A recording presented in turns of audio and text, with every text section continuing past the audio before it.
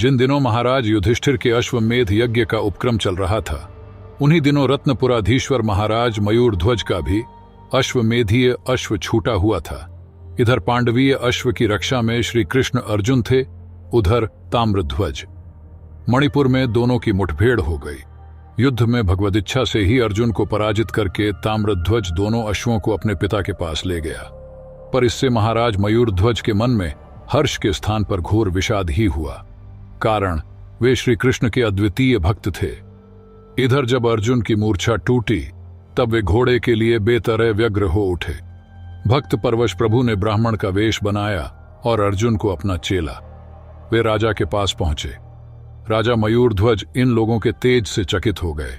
वे इन्हें प्रणाम करने वाले ही थे कि इन लोगों ने स्वस्थ कहकर उन्हें पहले ही आशीर्वाद दे दिया। राजा ने फिर इनके पधारने का कारण पूछा। श्री कृष्ण ने कहा, मेरे पुत्र को सिंह ने पकड़ लिया है।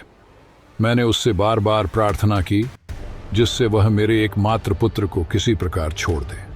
यहां तक कि मैं स्वयं अपने को उसके बदले में देने को तैयार हो गया, पर उसने एक न मानी।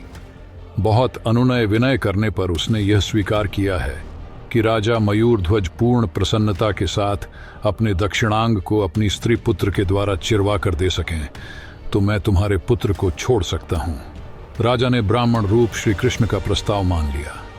उनकी रानी ने अर्धांगिनी होने के नाते अपना शरीर देना चाहा, पर ब्राह्मण ने दक्षिणांग की आवश्यकता बतलाई।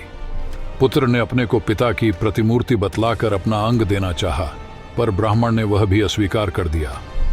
अंत में दो खंभों के बीच गोविंद, माधव, मुकुंद आदि नाम लेते महाराज बैठ गए।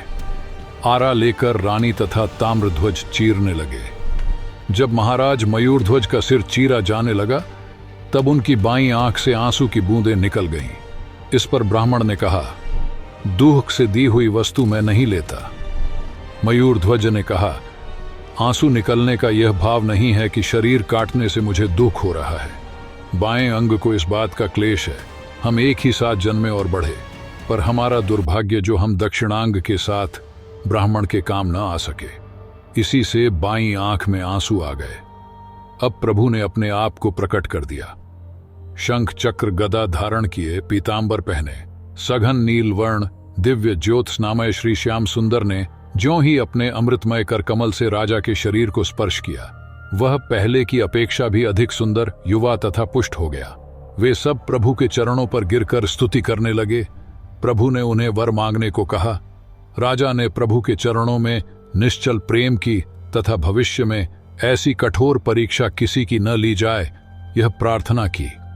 अंत में 3 दिनों तक उनका आतिथ्य ग्रहण कर घोड़ा लेकर श्री कृष्ण तथा अर्जुन वहां से आगे बढ़े।